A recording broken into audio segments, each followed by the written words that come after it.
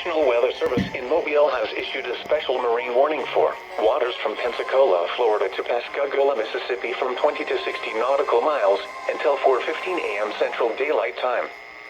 At 2:48 a.m. Central Daylight Time, strong thunderstorms were located along a line extending from 22 nautical miles south of Farewell Buoy to 30 nautical miles east of Breton Sound, moving east at 50 knots. Hazard, wind gusts 34 knots or greater. Source, radar. Impact, small craft could be damaged and briefly higher winds and suddenly higher waves.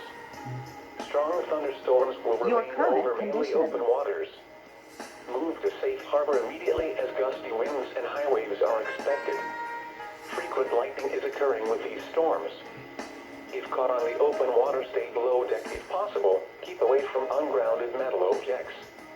Repeating, a special marine warning has been issued until 4:15 a.m. Central Daylight Time for the following marine location. Waters from Pensacola, Florida to Pascagoula, Mississippi, extending from 20 nautical miles to 60 nautical miles.